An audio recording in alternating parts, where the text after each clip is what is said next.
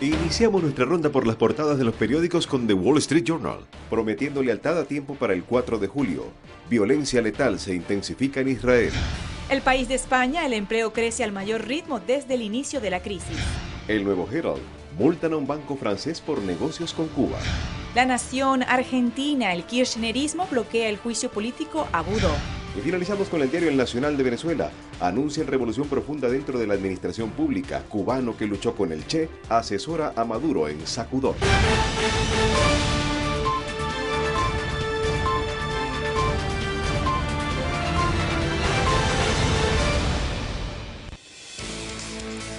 Arthur se convirtió finalmente este jueves en el primer huracán de la temporada ciclónica de 2014 en la cuenca atlántica. Sus vientos máximos sostenidos alcanzan ya los 130 kilómetros por hora y sus bandas exteriores están dejando mucha lluvia en zonas del litoral de Carolina del Sur.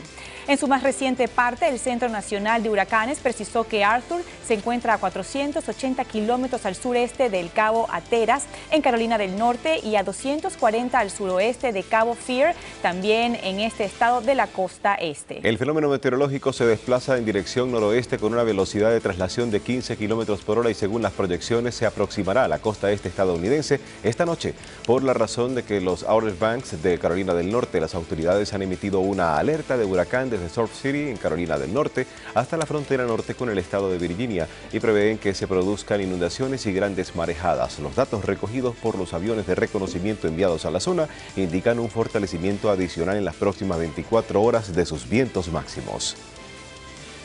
Y le damos la más cordial bienvenida a esta emisión de Noticias 18. Mariana Carles y Freddy Machado, en nombre de todo el equipo, estamos listos con otra actualización de noticias. Y un saludo también a toda nuestra audiencia en Tampa y en Orlando.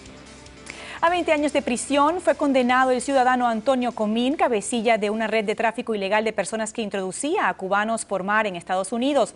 Un comunicado del Departamento de Justicia precisa que Comín, originario de Miami, dirigía la red que transportaba personas de Cuba a la Florida para enriquecerse. Su detención se produjo en septiembre del 2012, cuando la embarcación en la que se dirigía hacia Estados Unidos con 21 emigrantes cubanos se quedó sin gasolina cerca de las Bahamas y otro bote que los iba a auxiliar también se dañó. Ambos barcos fueron capturados por la Guardia Costera estadounidense. Otros 7 miembros de la red fueron sentenciados con anterioridad a penas de entre 8 a 15 años de cárcel. Sobre la repercusión que podría tener el repunte de los niveles de delincuencia en Miami en caso de producirse el recorte masivo de empleos en la policía que plantea el condado Miami-Dade, nos habla en su portada este jueves el diario Las Américas. Entre 1978 y 1983, recuerda la publicación, Miami se convirtió en escenario de constantes enfrentamientos protagonizados por bandas de narcotraficantes que operaban a mano armada en las calles, los cuales fueron neutralizados por fuerzas especiales. La presente amenaza de despidos masivos de policías en el comando, si se materializa, podría dar lugar al resurgimiento de bandas de narcotraficantes en la zona, advirtió Raúl Díaz, teniente retirado del Miami-Dade, quien participó en aquella batida. Hay un elemento criminal organizado que está mirando cómo sacar ventaja en todo lo que está pasando con la policía. Ellos están pendientes de los anunciados recortes oficiales, lo cual significa la desarticulación de unidades, afirmó el experto. Sin decisión, terminó la audiencia presidida por la jueza Sara Sabel en la Corte del Condado de Miami-Dade, que analizó la víspera la demanda presentada por los defensores del matrimonio homosexual. Después de 3 horas, Sabel no pronunció ningún veredicto en relación con el referendo que se llevó a cabo en la Florida en las elecciones de 2008, en el que los votantes ratificaron mayoritariamente que el matrimonio es una unión entre hombre y una mujer. Pese a la lluvia torrencial que cayó sobre la ciudad, un grupo de manifestantes a favor del matrimonio entre personas del mismo sexo se mantuvo en las afueras de la Corte del Condado pidiendo la derogación del referendo. Por su parte, Anthony Verdugo, presidente de la coalición de la familia cristiana, recordó que la jueza fue elegida democráticamente y tiene que hacer respetar la ley. Si los votantes quieren cambiar el resultado del referendo, añadió, tienen el derecho de hacerlo, pero la jueza no tiene derecho a botar a la basura los resultados de la elección, concluyó. Un donativo de $100,000 entregó el miércoles el banco JP Morgan Chase a la Junta Escolar de Miami-Dade para ampliar el programa de pasantías de verano conocido como NAF de la escuela pública a 500 estudiantes durante este año. Es un orgullo contar con la colaboración de una organización como JP Morgan Chase que comprende la importancia de permitir a nuestros estudiantes obtener destrezas de la vida real con pasantías de verano, expresó Alberto Carvalho, superintendente de la Junta Escolar, al agradecer el aporte. Desde esta semana y hasta el 1 de agosto, los alumnos de educación intermedia que participen en el programa adquirirán conocimientos relativos con sectores como transporte, tecnologías y cuidados de salud. Los alumnos de nuestras academias estarán mejor preparados después de esta experiencia para competir y triunfar en la economía global, añadió Carvalho. Un incremento del 2.9% en la creación de empleos respecto del mismo periodo del año anterior registró el pasado mes de junio el área metropolitana comprendida por Miami, La Playa y Kendall. Se registró. La progresión es la tercera mayor del país, según las cifras más recientes de la Oficina de Estadísticas Laborales de Estados Unidos. Al comentar el dato, Francis Suárez, comisionado de Miami, aseguró que la creación de nuevos puestos de trabajo demuestra que la economía local está vibrante, especialmente en la construcción, la compra y venta de bienes raíces, la apertura de restaurantes y el turismo. En el caso específico de la industria del ocio, añadió Suárez, está rompiendo todos los récords de visitantes anuales del país e impulsando a su vez el resto de los sectores. Miami solo se vio superada el pasado mes por las zonas de Dallas, Plano Irving de Texas, que incrementó en un 4.1% sus puestos de trabajo, y por Fort Lauderdale, Pompano Beach, Deerfield Beach de Florida con un 3.2%. Y hablando precisamente de empleos, abrimos nuestro segmento de información nacional. 5 años después de que terminara oficialmente la recesión de Estados Unidos, la mayoría de los estados no ha recuperado los puestos de trabajo que se perdieron. Aunque en mayo la economía en general recuperó los 9 millones de empleos que desaparecieron en el peor retroceso económico desde la década de 1930, 32 estados continúan por debajo de los niveles previos a 2009. Illinois y Nueva Jersey son los más afectados. Al día de hoy, Illinois tiene 184,000 puestos de trabajo menos que al inicio de la crisis y Nueva Jersey 147,000. A la Florida, entre tanto, le faltan 170,000 plazas para llegar a la cifra que exhibía antes del colapso. Los esperan que junio haya sido también un mes bueno en cuanto a creación de empleos. No obstante, este sigue siendo uno de los problemas que más preocupa actualmente a los estadounidenses y se piensa que tendrán un peso importante en los resultados de las elecciones de noviembre próximo. Otras cifras que llaman la atención de la opinión pública del país son las de la reciente encuesta de popularidad del presidente Barack Obama, que aparece como el peor valorado entre los 12 mandatarios que han vivido en la Casa Blanca desde la Segunda Guerra Mundial. Obama, con un 33% de negatividad, supera ya a su predecesor George Bush como el gobernante menos popular, de acuerdo con un sondeo realizado en un centro de encuestas. El resultado del estudio preocupa en las filas demócratas, que en noviembre próximo encararán una difícil elección. El peligro es mayor si se tiene en cuenta que el mismo estudio revela que el 45% de los estadounidenses cree que el país estaría mejor en este momento si en las pasadas elecciones presidenciales el vencedor hubiera sido el republicano Mitt Romney. Esa observación coincide curiosamente con el aumento del rumor de que el exgobernador de Massachusetts vuelva a competir por la Casa Blanca. Una gran multitud reunida en una comunidad del sur de California dio la pasada noche un duro recibimiento a los agentes federales que decidieron enviar a 140 inmigrantes indocumentados a la localidad de Murrieta. Los políticos locales que pedían fronteras más seguras resultaron mucho más populares con los asistentes. Devuélvanlos, coreaba la gente en la reunión especial, abucheando al jefe de la patrulla fronteriza, Paul Bison, quien ordenó el traslado a Murrieta de niños y familias centroamericanas desde Texas. La oposición de los residentes obligó a las autoridades a desviar a San Diego a los autobuses que transportaban a los inmigrantes. No obstante, los vecinos protestaron cuando Bison dijo que 4 de los inmigrantes tuvieron que ser hospitalizados, 2 con sarna y 2 con fiebre. Justin Aron, identificado por la policía de Luisiana como persona de interés en la conexión del tiroteo ocurrido durante el fin de semana pasado en New Orleans, se entregó a la policía y fue arrestado por cargos no relacionados. El sospechoso, de 20 años, fue encarcelado en la prisión de Jefferson Parish por los cargos de hurto y otros relacionados con el tráfico de estupefacientes. Sorum se entregó horas después de que la policía anunciara que estaba buscándole y que una de las víctimas del tiroteo, una joven de 21 años, había muerto. Otras 9 personas resultaron heridas, pero se espera que todas sobrevivan. El secretario del Departamento de Seguridad Nacional de los Estados Unidos, Jay Johnson, anunció que las medidas de seguridad se incrementarán en los próximos días en cientos de aeropuertos extranjeros con vuelos directos. Estamos trabajando con las autoridades y con la industria aeronáutica para poner el dispositivo en marcha, dijo Johnson, y explicó que el DHS tomó esta decisión tras evaluar el ambiente de amenazas globales. Fuentes del gobierno declararon que los aeropuertos que verán aumentada la seguridad se encuentran en su mayoría en Medio Oriente y Europa, aunque esto no fue confirmado de manera oficial. El aumento de la seguridad se debe al temor de que grupos yihadistas que se armaron en Siria hayan fabricado explosivos difíciles de detectar por la seguridad de los aeropuertos.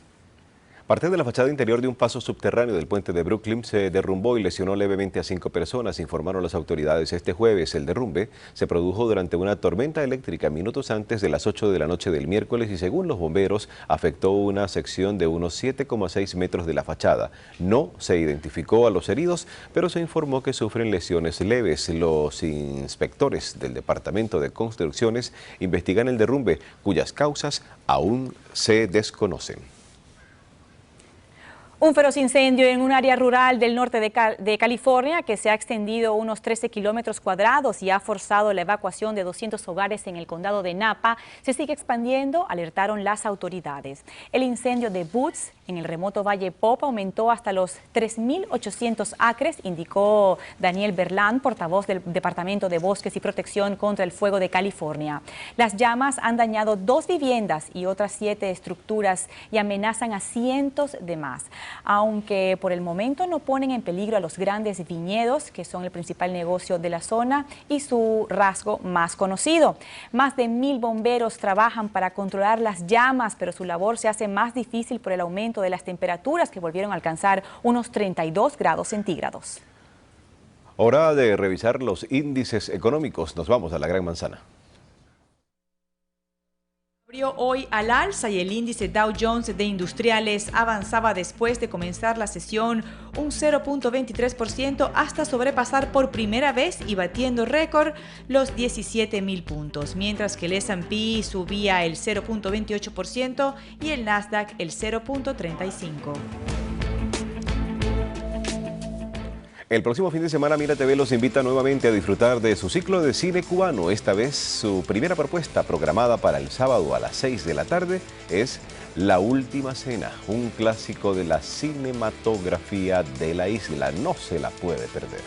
Entre tanto, para el domingo a las 6 de la tarde está prevista la proyección de Boleto al Paraíso del realizador Gerardo Schijona. Vamos a nuestro primer corte comercial. Al regresar en Noticias 18, asesinato de joven universitaria enciende nuevas protestas en Venezuela. Legislatura del régimen prepara su primera sesión ordinaria de 2014. Detalles de Cuba en solo minutos por Noticias 18.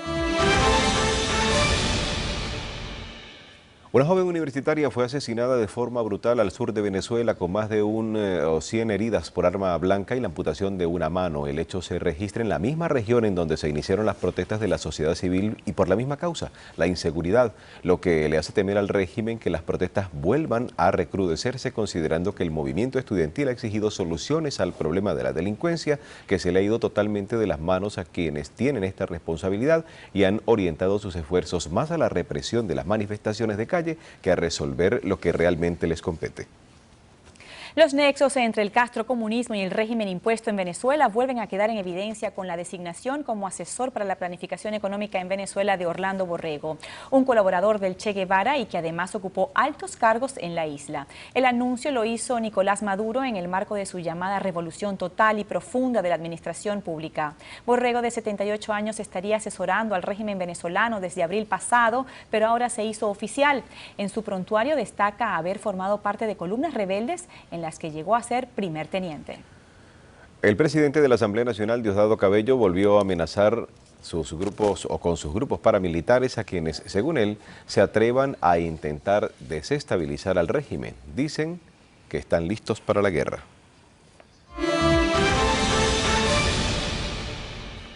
Bienvenidos al tema cubano en Noticias 18. Parlamento de la isla analizará temas económicos cuando reconocido intelectual rompe con organización oficialista y a pesar de difícil situación de salud interna, régimen continúa exportando médicos. Argentina y Cuba firman acuerdos de defensa al tiempo que dictadura anuncia que reducirá sedes universitarias. Las 10 comisiones permanentes de la Asamblea de Cuba, el Parlamento unicameral del régimen, dieron inicio al trabajo previo al primer pleno ordinario del actual año a efectuarse este 5 de julio y donde se analizará la marcha de la economía y de las reformas emprendidas en la isla, entre otros temas. Según medios oficiales, el primer vicepresidente cubano, Miguel Díaz-Canel, preside esas comisiones en las que participan más de 350 diputados. La situación del plan de reformas con el que Cuba pretende actualizar su modelo económico, la producción de alimentos, las nuevas leyes para la inversión extranjera y el Código de Trabajo y la batalla contra indisciplinas, ilegalidades y corrupción serán algunos de los temas centrales que se verán en el que constituye el tercer periodo de sesiones de la 7ª legislatura cubana. El momento en que se reúne la Asamblea es particularmente sensible para una economía que, según sus propios teóricos, se quedará en crecimiento muy por debajo de lo previsto. En el cónclave se espera la intervención del dictador Raúl Castro. El poeta Rafael Alcides, miembro de lo que en Cuba se conoce como la generación de los 50, renunció a su membresía en la Unión de Escritores y Artistas de Cuba a través de una carta enviada al presidente de esa entidad oficialista, Miguel Barnet. En el mismo sobre donde envió la referida carta, el intelectual cubano le envió a Barnet la medalla conmemorativa del 50 aniversario que recibiera como fundador de dicha organización de escritores y artistas. Rafael Alcides tomó la decisión después de que las autoridades de la isla impidieran la entrada al país de libros de su autoría publicados en el exterior. Los gobiernos de Ecuador y Cuba reforzaron la cooperación que mantienen en áreas de salud con la firma de varios convenios, entre ellos la contratación de 200 especialistas cubanos en medicina general integral. Asimismo, funcionarios de La Habana y Quito renovaron los acuerdos ya existentes en materia de trasplantología y oncología. El momento para el acuerdo es sensible. Estamos hablando de sacar de Cuba a 200 especialistas en medicina general integral cuando la isla atraviesa por un terrible momento higiénico-sanitario con la amenaza de varias epidemias en su territorio nacional. El monopolio estatal de telecomunicaciones ETEXA anunció que en noviembre próximo eliminará el pago obligatorio de 5 pesos convertibles para el mantenimiento de la vigencia de las líneas de teléfonos móviles. La medida obliga al usuario cubano a pagar esa suma de dinero mensualmente, lo cual equivale a más de un cuarto del salario de un ciudadano en la isla, independientemente del saldo que se tuviera en la cuenta. La demora en eliminar este pago obligatorio generó muchas quejas junto a las altas tarifas vigentes de la compañía, las cuales están fuera del alcance de la mayoría de la población. Reclamos fundamentales, aún sin respuesta por parte de la entidad. El ministro de Defensa de Argentina, Agustín Rossi, sostuvo conversaciones con el titular cubano de las Fuerzas Armadas, general Leopoldo Sintra Frías, al iniciar una visita de trabajo en la isla. El encuentro tuvo lugar en la sede del ejército cubano. Rossi visitó además una unidad de tanques y asistió a una exhibición de técnica y armamento. El titular de Defensa argentino y Sintra Frías sellaron acuerdos en materia de salud, formación en la defensa para militares y civiles, industria y tecnología, entre otros sectores. Tras el escándalo de hace apenas una semana sobre la venta de exámenes para ingresar a las universidades cubanas, funcionarios del régimen anunciaron que reducirán las instituciones de altos estudios en la isla. Pues bien, la estrategia es reducir las actuales 69 sedes universitarias a una por provincia, más las de ciencias médicas. Esta nueva medida pone en peligro miles de puestos de trabajo y significa una sensible baja en la matrícula universitaria de la isla. Asimismo, esta iniciativa rompe el sueño del dictador Fidel Castro de tener una universidad en cada municipio cubano. La noticia se dio a conocer en la Universidad de Matanzas y causó en este mismo lugar un gran revuelo por lo que significa cerrar estas sedes. Hasta aquí la temática cubana en Noticias 18. Mariana y Freddy.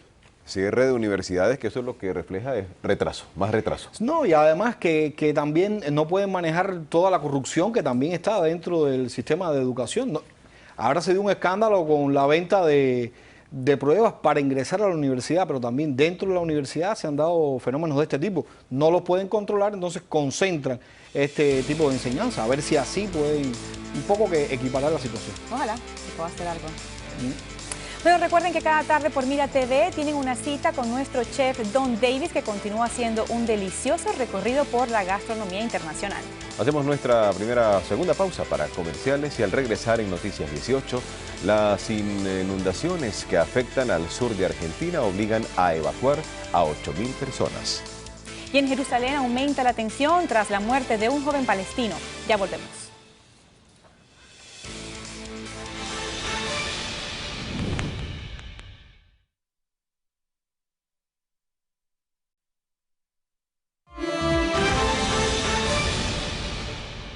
El ministro de Exteriores del Ecuador, Ricardo Patiño, afirmó en Seúl que espera un apoyo masivo a Argentina contra la sentencia de un juez de Estados Unidos por los llamados fondos buitres en la reunión de la Organización de Estados Americanos de este jueves.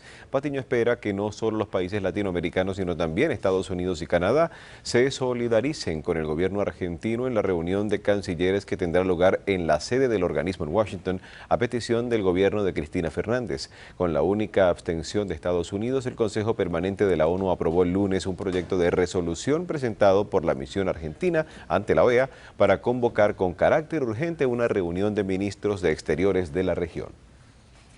Casi 8.000 evacuados en las inundaciones que afectan al sur de Argentina y más de 1.550 viviendas han sufrido daños por las inundaciones. Los remos son sus brazos y la barca para salvar los muebles poco más que una balsa improvisada. Tecnología rudimentaria pero eficaz. Tengo miedo de ahogarme porque no sé nadar, lastimosamente.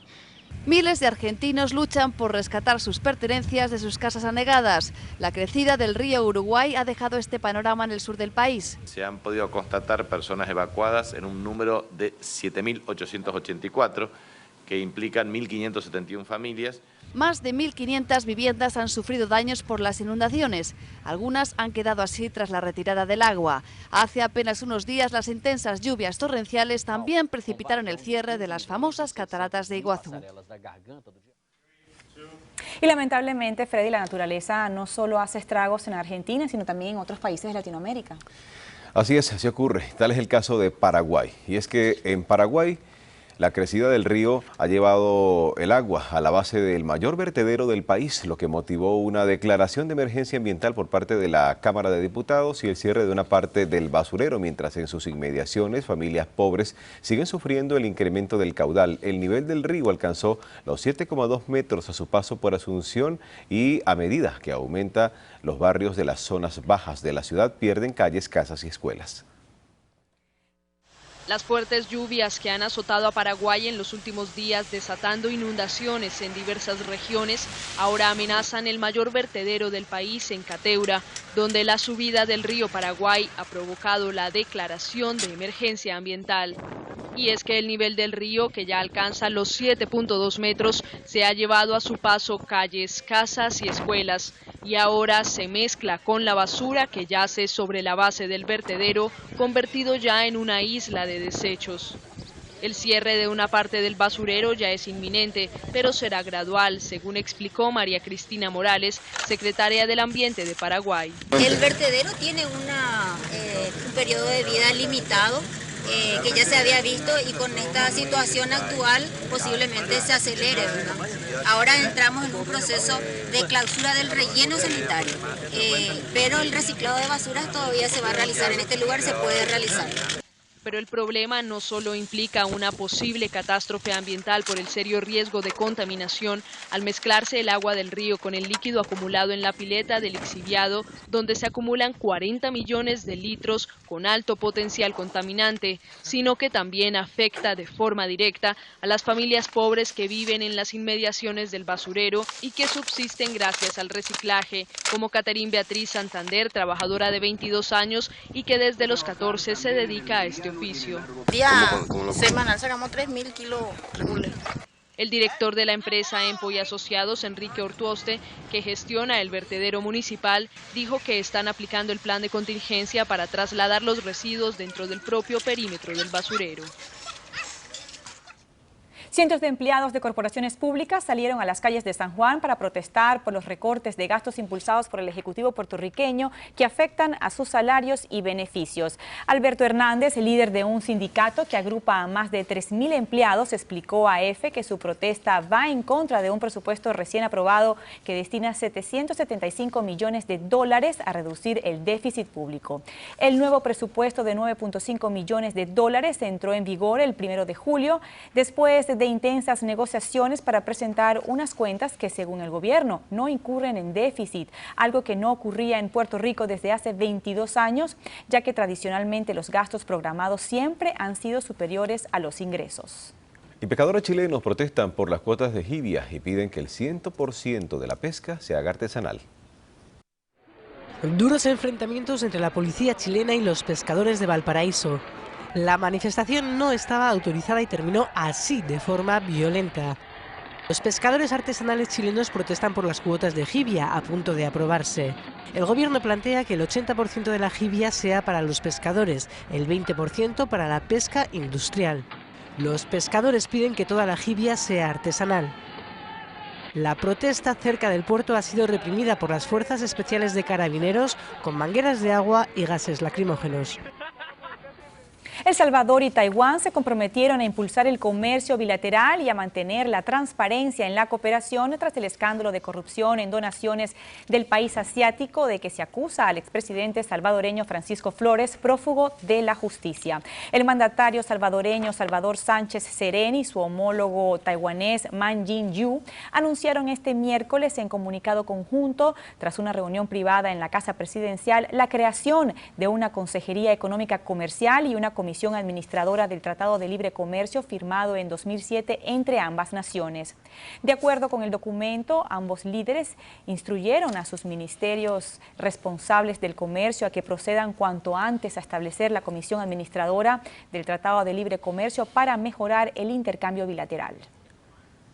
Europa, Latinoamérica y el Caribe buscan crear un espacio común en el ámbito de la educación superior, para lo que están dando pasos con el objetivo de poner en marcha un sistema colectivo de acreditación y un modelo de reconocimiento mutuo de los títulos universitarios. Federico Morán, secretario general de Universidades, ha hecho un paralelismo de lo que sería el espacio euro-latinoamericano de educación superior con el europeo, del que forman parte los países del Acuerdo de Bolonia, que cuentan con un modelo común que va desde la profesional a la universitaria, repartida en grados, máster y doctorado. El objetivo, según Morán, sería conseguir un marco de reconocimiento mutuo de las titulaciones, y lo que provocaría como resultado inmediato que se reconocieran los títulos universitarios de los países de las 3 regiones que participan en este acuerdo. Y pasamos a Israel, específicamente en Jerusalén, donde se ha presentado disturbios tras hallarse el cadáver de un joven palestino. La violencia se ha desatado entre israelíes y palestinos. Este linchamiento se producía en Jerusalén. Un grupo de palestinos propina una paliza a un hombre porque sospecha que se trata de un infiltrado del ejército israelí. La ira se ha desatado tras hallarse el cadáver de un joven palestino. El presidente Mahmoud Abbas asegura que todo indica que su muerte es un acto de venganza por el asesinato de los 3 adolescentes israelíes que habían sido secuestrados el 12 de junio. La familia del niño palestino llora la muerte y su padre exige recuperar el cuerpo. La policía asegura que sin duda es mi hijo. Desde Washington no han dudado en condenar los hechos. Y mientras, Jerusalén ha seguido siendo escenario anoche de nuevos y duros enfrentamientos entre palestinos y policía y ejército israelíes. La web SyrianTube.net publica un video en el que dos jóvenes musulmanes amenazan con reconquistar España. Los dos muchachos aseguran estar viviendo bajo la bandera islámica en Siria. El vídeo en absoluto es una broma. Ambos están plenamente integrados en una célula de ISIL, Estado Islámico de Irak y el Levante, y efectivamente se encuentran en Siria. En medios de la lucha antiterrorista no ocultan su preocupación. Aunque no proceden de España, todo hace indicar que han vivido en nuestro país. Y los digo, España es tierra de nuestros abuelos y nos vamos a abrirla, inshallah. El terrorista de tono amenazante, según las fuentes consultadas, es de origen francés. Su risueño compañero es de origen magrebí. Hoy vamos a hablar en español. Tengo conmigo el hermano. Ambos forman parte del grupo que dirige Bakar al-Baghdadi, conocido por la crueldad de sus atentados. Pero la gran preocupación para los investigadores es el momento en el que ellos y otros terroristas desplazados a Siria desde Europa decidan regresar.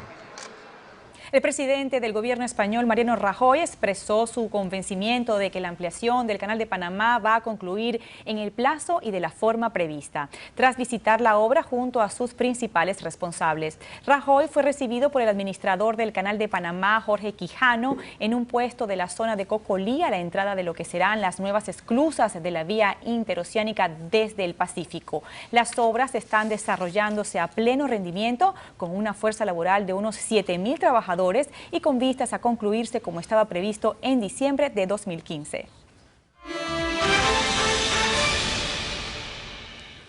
Bueno, y abrimos esta sección de salud y tecnología con videojuegos. Y bueno, Freddy, ¿te consideras adicto a los videojuegos? No, yo no, pero definitivamente se ha convertido en algo esencial, no solo en el desarrollo de los niños y adolescentes, sino también en la economía de un país, como es el caso de Colombia, donde la industria de los videojuegos busca convertirse en referente de innovación en el mercado latinoamericano, apoyada en la creatividad y el ingenio de una generación de jóvenes que ha logrado convertir sus creaciones en productos de exportación. La industria 2007, el país ha registrado un aumento en el número de empresas dedicadas a esta actividad y actualmente existen cerca de 60 compañías en el sector, según un estudio privado difundido hoy en el marco de la inauguración en Bogotá de la exposición Videojuegos Hechos por Colombianos. No falta mucho por recorrer, añadió Figueroa, que es investigador de la ciudad de los Andes, quien espera que el país pueda ser reconocido en el futuro no solo en Latinoamérica, sino en el mundo como un foco de desarrollo de videojuegos exitosos internacionalmente. La Agencia Espacial Estadounidense NASA inició la pasada madrugada con éxito el primer satélite para estudiar el dióxido de carbono en la atmósfera, cuyos primeros resultados se esperan para principios de 2015. Desde la base de Vandenberg de la Fuerza Aérea a unos 240 kilómetros al noreste de Los Ángeles, California, a bordo de un cohete Delta II, partió con éxito el primer satélite para estudiar el dióxido de carbono en la atmósfera, cuyos primeros resultados se esperan para principios de 2015.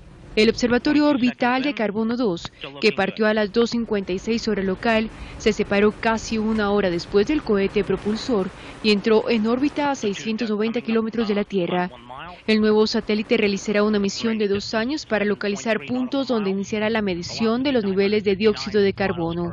Las operaciones científicas comenzarán dentro de unos 45 días y se espera que los primeros datos sobre las concentraciones de CO2 en la atmósfera estén listos a principios de 2015. Esas mediciones servirán para sentar las bases de decisiones políticas fundadas sobre cómo adaptarse al cambio climático futuro y cómo reducirlo.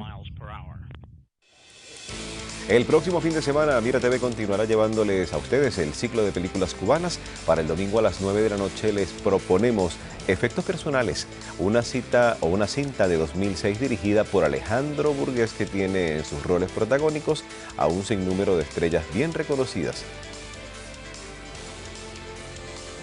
Bien, mis amigos, sí les hablamos acerca de lo que está haciendo el equipo de Costa Rica para poder mantenerse en el Mundial de Fútbol, y además les comento acerca de todo lo que está sucediendo con el equipo Tico, aquí en Noticias 18 por Mira TV.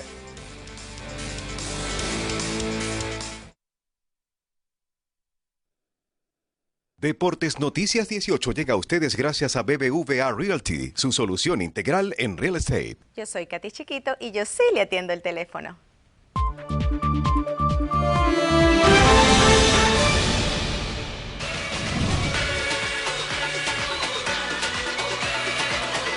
Hola mis amigos, bienvenidos a los Deportes en Noticias 18. ¿Usted quiere saber por qué está ganando Costa Rica? Pues por su nueva filosofía. Se empieza a ganar cuando se sustituye al yo por el nosotros. El precepto lo aplica a rajatabla a Costa Rica, la pequeña selección centroamericana que está entre las 8 mejores del mundo. Jaime Peroso es el psicólogo de los ticos, con lo que trabaja desde hace 2 años y medio, a lo que ha logrado inculcar la esencia colectiva por la individual. Peroso, colombiano como el seleccionador Jorge Luis Pinto, habla rápido y fuma sin parar a su interlocutor, le aborda a escasos centímetros, le mira a los ojos, emite energía y mucha pasión, aunque tose con frecuencia. Yo trabajo sobre el nosotros, aquí no hay egos, existe el escudo que está en el corazón y no el nombre que está en la espalda. Así trabajan los ticos para ganar.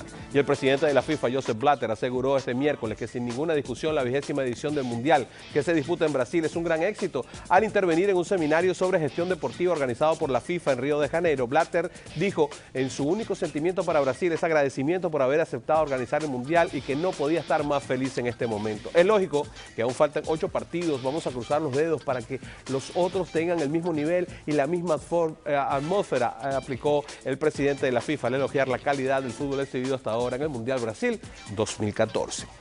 Y la selección de Holanda retomó los entrenamientos en el campo del Flamengo y su centrocampista Wesley Sneijder con molestias físicas que produjo tras el partido de México en octavos de final. Disputado en Fortaleza. Wesley Sneijder, Luis Van Gaal contó con casi todo el plantel a la disposición en el retorno a la actividad. En la ausencia de Sneijder se unieron la de Nigel John, a quien se le ha terminado el Mundial por culpa de una lesión en la ingle, y Leroy Fer, que en la última puesta a punto tras la lesión muscular que le impidió participar en el partido con el equipo mexicano, pero pareciera que está listo Fer para poder jugar el próximo encuentro ante Costa Rica. Neymar está cansado de oír hablar de lo nervioso que está Brasil porque todo el mundo espera que gane su 6º título mundial jugando en casa. Asegura que la selección verde amarela está psicológicamente preparada para el desafío que tiene por delante. A horas del choque con Colombia por los cuartos de final, Neymar restó importancia a lo que se dice sobre el estado emocional de los jugadores y sostuvo que todos están listos. Neymar, no obstante, afirma que todo está bajo control, nadie tiene problemas emocionales, declaró el jugador de Barcelona. Todos están bien preparados y listos para jugar ese partidazo contra Colombia mañana a las 4. Según la prensa española, Toni Kroos, mediocampista de la selección de Alemania, que disputará los cuartos de final del Mundial de Brasil, ya sería refuerzo del Real Madrid para la próxima campaña. Con apenas 24 años, Kroos se ha erigido como el mejor pasador del Mundial, acertando el 86% de los 354 pases que hasta el momento ha hecho en el Mundial brasileño. Y el presidente de los Estados Unidos llamó a su selección tras el partido ante Bélgica, en el que el equipo de todos quedó eliminado en Brasil 2014. Veamos. Desde el despacho Oval, Obama felicitó a los jugadores de la selección por su actuación en el Mundial. Estoy orgulloso de vosotros, dijo. Alabó el juego del capitán del equipo y al portero le conminó a afeitarse la barba si quiere pasar inadvertido cuando regrese de Brasil. Obama reconoció ser un gran aficionado al fútbol, un deporte que precisamente no levanta grandes pasiones en Estados Unidos, aunque el partido de octavos de final lo vieron 22 millones de espectadores, entre ellos el propio presidente, que no se perdió la derrota de su país ante Bélgica por 2-1. Muy buena recomendación a nivel de look para Tim Howard. Casey McGehee, por cierto, hablando de béisbol, se envasó 3 veces, remolcó una carrera con doble y anotó otra para ayudar a los Marlins de Miami a blanquear 5-0 a los Phillies de Filadelfia, que perdieron su 6º partido consecutivo. Tom Kohler permitió 3 imparables en 6 entradas y se apuntó su primera victoria desde el 4 de junio. 3 relevistas completaron el juego, que admitieron solo 5 imparables. Jarrod Saltalamacchia pegó cuadrangular de 2 carreras en la 9ª, su 8º cuadrangular. Los Marlins son líderes en victorias como local y llevaron la serie de 3 partidos y mejoraron su foja a 27-21 en el Marlins Park. Ese es el jonrón de Saltalamacchia. Mientras tanto, Sean Rodríguez batió cuadrangular de 2 carreras que rompió el empate en la 6ª entrada. Produjo 3 anotaciones con este batazo, ayudando a los Reyes de Tampa Bay a extender su más larga racha ganadora de la temporada a 5 triunfos y a recetar a los Yankees de Nueva York su cadena más larga de derrotas del año, también con 5, al vencerlos con pizarra de 6-3. Los Reyes ganaron los 3 juegos en el Yankee Stadium Stadium para su primera barrida como visitantes desde que ganaron una serie de 3 encuentros en el Bronx en septiembre. Tampa mejoró su marca para colocarse 11 juegos abajo de 500 por primera vez en un mes, después de caer 18 juegos por debajo de esa marca el 10 de junio. Nueva York también está por debajo de 500 en 41-42 por primera vez desde el 11 de abril. Cuidado con el bate. Ok. Y en Félix Hernández reinó en los montículos de la Liga Americana, por lo que se llevó la distinción de pitcher en el mes de junio en el nuevo circuito. El venezolano dejó récord de 3 victorias, una derrota con 1.22 de efectividad en las 6 aperturas que cumplió en el sexto mes del año. Además, el Rey ponchó a 54 rivales en el lapso, superando su propia marca de 51 abanicados en un mes. Este es el cuarto galardón de este tipo que Félix Hernández obtiene en las mayores en lo que va de temporada. Tiene 10 victorias y 2 derrotas con efectividad de 2.11. Y aquí tenemos la oportunidad de poder ver cómo lanza el Rey desde su propia óptica, muy cerca de sus ojos. Justin Rullano, Mike Old y el dominicano Wellington Castillo pegaron sendos cuadrangulares de 2 carreras para impulsar a los Cachorros de Chicago, un triunfo 16-9 sobre los Medias Rojas de Boston, con lo que completaron una barrida en la serie interligas de 3 partidos.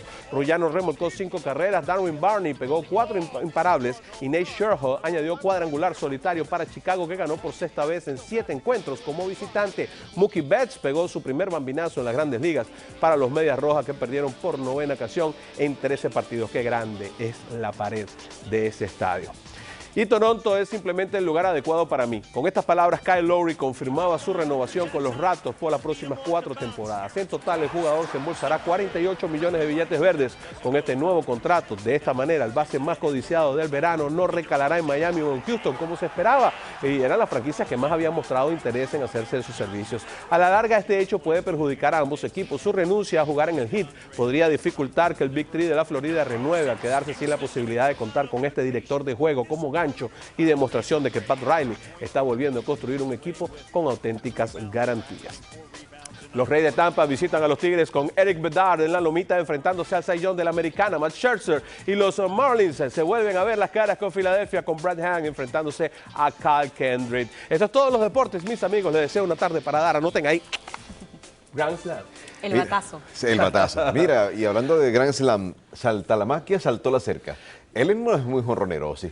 Sí, es uno de los catchers que más o menos tiene poder, puede dar entre 15 y 20 jonrones por temporada, jugando temporada completa, que también ha sido difícil que lo pueda hacer en las Grandes Ligas. Los catchers ahora no juegan tanto, están alrededor de 100 juegos de los 162. Wow, además, lo que sí tiene largo es el nombre. Eso sí, es así encurvado. Sí, va de la cintura y da la vuelta y llega allá. Muy bien, gracias, brother Iserpa, por toda la información del deporte. Momento de una pausa. Y al regresar en Noticias 18 les tendremos una entrevista de nuestro colega Anthony Belchi con el actor Jack Reynolds de la 4ª parte de Transformers. Y además les adelantaremos qué podrán ver en la taquilla este fin de semana de Fiesta Nacional.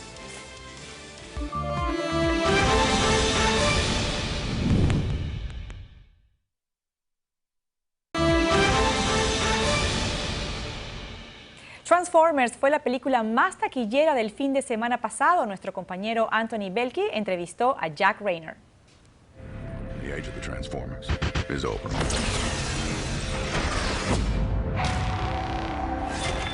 Don't you get it? We don't need you. Los enormes robots de Transformers han vuelto a conquistar la gran pantalla, convirtiéndose en un éxito de taquilla.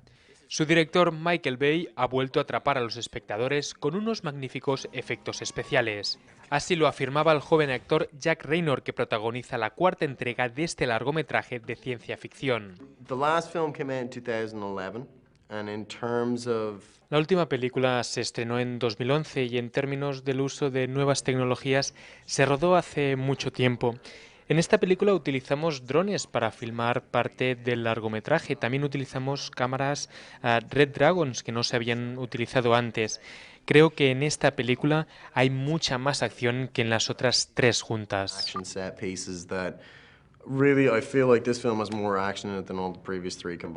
Por eso, Reynor asegura que los fans no se decepcionarán con esta nueva parte de Transformers. Es impresionante. Me senté con mi mejor amigo a verla y él quedó alucinado. Fue una gran experiencia. Por el momento, Transformers 4 ocupa el 3er lugar de las películas más vistas del año, por detrás de Godzilla y Spider-Man 2.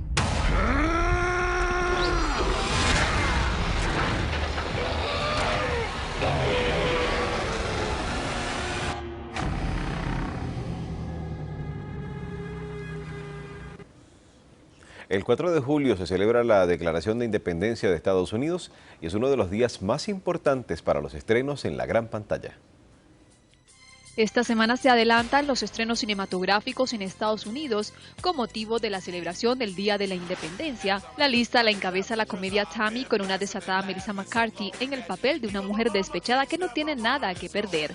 El suspense con dosis de terror correrá a cargo de Deliver Us from Evil, un largometraje sobre una investigación policial de una serie de crímenes para los que el oficial Ralph Tarchi tendrá que echar mano de la ayuda de un sacerdote poco convencional, experto en exorcismos, con el fin de frenar la ola de posesiones que sufre Nueva York.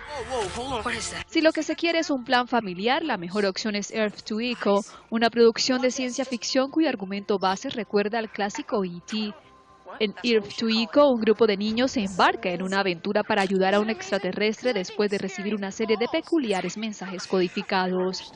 Para finalizar, también se podrá ver desde el viernes en algunas salas de Estados Unidos la película de animación española Arrugas, cuyo título en inglés es Wrinkles, que relata la historia de amistad y superación de un grupo de ancianos en un centro para la tercera edad. Excelente propuesta. Y otro también es Kevin Costner, que causó un inmenso revuelo en Barcelona, pero no por sus películas, sino por su música. Con guitarra en mano y acompañado de su banda, el actor y también músico Kevin Costner deleitó por casi 2 horas a sus fieles seguidores en Barcelona. El conocido seductor y para algunos desconocido cantante logró asombrar a sus fanáticos, en su mayoría mujeres, con temas como Red River.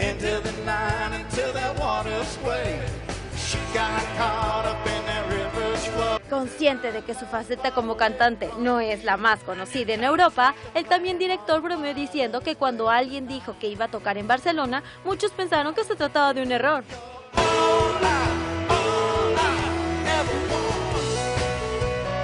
Ataviado con pantalones vaqueros y botas camperas, el protagonista del guardaespaldas interpretó algunos de los temas de rock and roll que tiene con el grupo Kevin Costner and Mother West, su banda.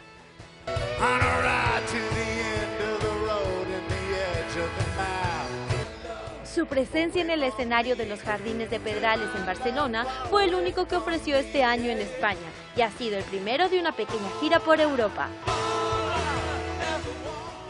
Y el premio Nobel peruano Mario Vargas Llosa participó en una conferencia dentro del ciclo 100 años de Octavio Paz. Así es, allí describió de manera magistral la obra del gran escritor mexicano. Veamos.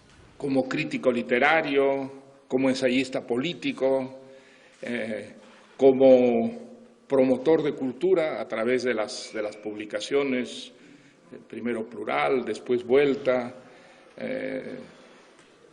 Era un ensayista muy brillante, un gran prosista, un gran pensador en la línea de los grandes humanistas que produjo América Latina. Octavio Paz escribió tanto sobre México, sobre todos los aspectos de la vida mexicana, cultural, política, histórica, artística. Punto final, amigos, a esta emisión de Noticias 18. Gracias por acompañarnos. Así es. Muchísimas gracias y estaremos con ustedes próximamente.